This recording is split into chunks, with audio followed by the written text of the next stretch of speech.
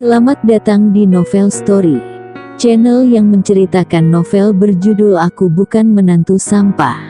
Jangan lupa subscribe dan like. Sekian dari Mimin, silahkan menikmati ceritanya ya. Aku Bukan Menantu Sampah, bab 474 Aku Puntur. Victor menahan rasa sakit yang kuat dan berteriak kaget, "Siapa? Sialan!" Seorang ahli akupuntur wanita lainnya berdiri dengan tidak sabar dan menunjuk ke pria botak dan mengutuk. "Aku sudah mengatakan langsung saja dipukuli. Kamu justru seperti ini. Bukankah itu merepotkan bagiku? Rudy, bukankah aku sedang menyembunyikan keberadaannya?" Tuan Rocky tidak suka menonjolkan diri. Pria botak hanya merobek congsam di tubuhnya, dan berkata, "Aku menemukan hukum 1000 jarum, manusia besi pun harus menangis dan meronta." Rudy mencabut rambut palsunya dari kepalanya dan berkata dengan marah, "Lakukan." Keduanya langsung menerkam. Victor terkejut dan segera tenang, dan dia merobek handuk mandi putih dari pinggangnya, menunjukkan keganasannya. Ia adalah dekan Akademi Seni Bela Murni, kultivasinya telah mencapai tahap pemurnian kelas tengah, dan rata-rata master tidak mempedulikannya. Namun, begitu Rudy dan pria botak bertengkar, Victor mengerutkan kening. Kedua orang ini benar-benar memiliki keterampilan kultivasi. Setidaknya ini awal dari periode pemurnian. Pria botak ditendang oleh Victor dan berteriak, "Rudy, bocah tua ini punya 2 trik, hati-hati." Rudy sedikit malu, tapi dia sudah berlatih keras sesuai ajaran Rocky, dan ingin mencoba kemampuannya. Dia berteriak, "Botak, ayo maju bersama," lalu dia mengangkat bangku kayu dan membantingnya ke kepala Victor. Ledakan. Victor beruntung, dan sejumlah energi muncul di tubuhnya, membuat Rudy keterpental. Bangku kayu di tangan Rudy tiba-tiba hancur berkeping-keping.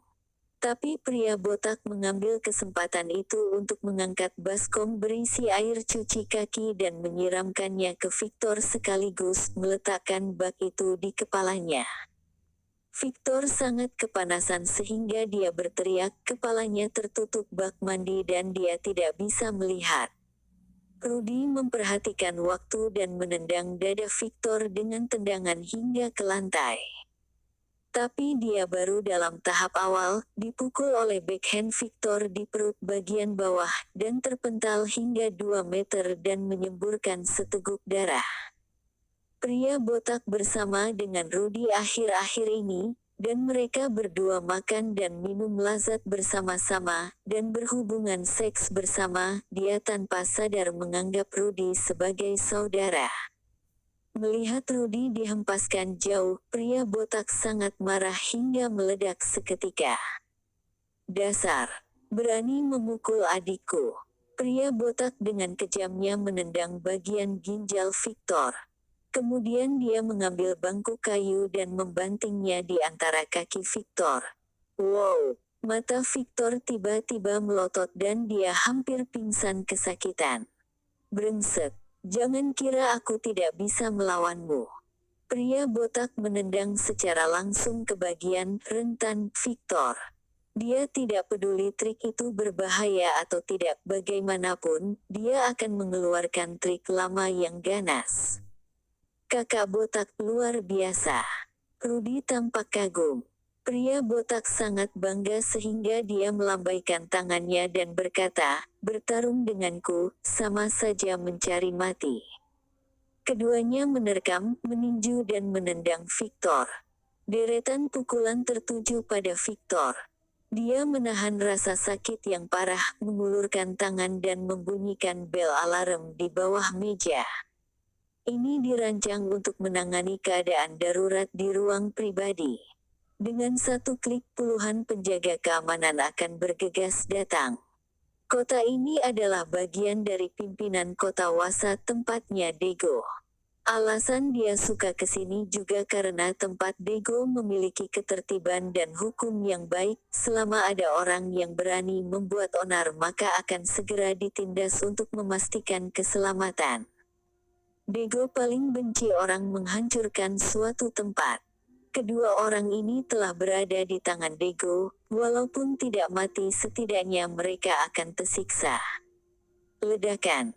Pintu rumah ditendang terbuka, dan sekelompok penjaga keamanan yang kekar berdiri di luar. Victor berteriak dengan cepat, "Segera datang selamatkan aku." Seorang satpam berteriak, "Berhenti, beraninya kamu datang tempat Pak Dego untuk mencari masalah, sepertinya kamu tidak mau hidup lagi."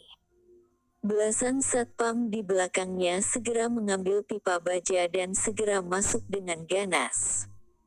Victor menghela napas lega. Bahkan jika mereka berdua dalam level awal, penjaga keamanan di pusat pemandian bukanlah vegetarian. Selama dia bisa menarik napas selama 10 menit atau lebih, dia pasti akan menyingkirkan mereka berdua. Pria botak semula membelakangi pintu, dia berdiri dan berbalik. Petugas keamanan itu terkejut. Wajahnya tiba-tiba berubah, dan dia berseru dengan ramah, "Oh, ternyata itu kakak botak. Aku dengar kakak botak sudah pensiun. Tidak disangka kita bertemu hari ini, seharusnya menginfokan kami lebih awal." Rudy awalnya merencanakan untuk melakukan pertarungan besar, namun ketika melihat situasinya, dia tertegun. "Pria botak, kamu kenal mereka?" Pria botak melambaikan tangannya dengan acuh tak acuh, dan berkata dengan penuh kemenangan, "Mereka semua adalah mantan anak buahku. Aku tidak menyangka mereka semuanya kesini sebagai penjaga keamanan. Semuanya orang sendiri." Setelah berbicara ia menunjuk Rudy dan berkata, "Ini budiku, kakak Rudy." Belasan satpam langsung mengangguk dan membungkuk kepada Rudy serempak berteriak, "Kakak Rudy." Petugas keamanan baru saja datang dengan menggoda untuk memberikan rokok untuk mereka berdua. Wajah Victor menjadi tidak enak dilihat saat pria botak bergaul dengan satpam. Pria botak menyalakan sebatang rokok dan berkata dengan santai, "Anak ini bermusuhan dengan kakak tertuaku Ardian, kedatangan kalian pas, saatnya untuk membereskan kalian." "Oke, kakak botak." Sekelompok penjaga keamanan bergegas, mengikat Victor dengan kuat dan menggantungnya di tengah ruangan. Victor sangat kesal karena dia tidak menyangka pria botak akan punya banyak respons di sini. Dia meraung, "Lepaskan aku, jika tidak kamu tidak akan selamat." Pria botak mencibir, Apa kamu masih belum tahu apa yang terjadi?" "Ada apa?" Wajah Victor berubah sedikit, dan dia tiba-tiba merasakan firasat buruk di hatinya. Apakah Rocky kabur? Atau orang yang dikirim tidak berhasil membunuh Rocky? Pria botak menunjuk ke arah Victor dan memberitahu adik laki-lakinya, "Ingat hukum akupuntur. 3 jarum dan 72 lubang. Kuliti dia. Ingat hukum akupuntur yang kakak botak buat, mana berani kita lupa." Beberapa penjaga keamanan berkata saat mereka mengambil jarum jahit tebal dari piring, dan berjalan menuju Victor dengan mencibir. Wajah Victor berubah drastis dan dia berkata dengan tajam, "Apa yang akan kamu lakukan? Apakah kamu tahu siapa saya?" Petugas keamanan mencibir, "Tidak peduli siapa Anda, Tuan Botak yang mengambil keputusan." Petik 2. Saat dia berkata, jarum menembus Victor. "Ah!" Victor menjerit, menggigil kesakitan, dan berteriak, "Aku mencari ketuamu, Dego." "Bukankah mencari Dego?" Pria botak tersenyum jijik, mengeluarkan ponselnya dan menelepon Dego, lalu berkata, "Om Dego Asteris, anak ini sedang mencari masalah dengan Tuan Rocky. Sekarang di tempatmu, bagaimana menurutmu?" Suara tidak sabar Dego terdengar di telepon. "Bunuh dia." Victor memucat karena terkejut. Bagaimana ini mungkin? Rocky mengenal Dago. Itulah bos dari kekuatan gelap di selatan kota. Dia buru-buru berkata, Om Dago asteris aku. Aku bisa memberikan uangnya, suruh orangmu melepaskanku.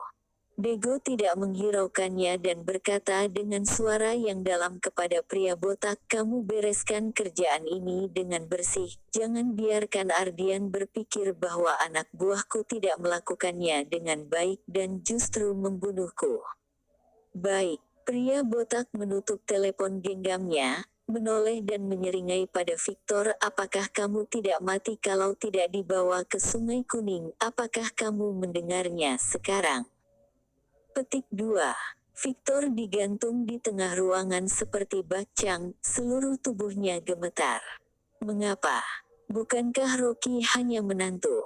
Tidak ada kekuatan dan tidak ada kekuatan dan hanya bergantung pada keluarga Jiang.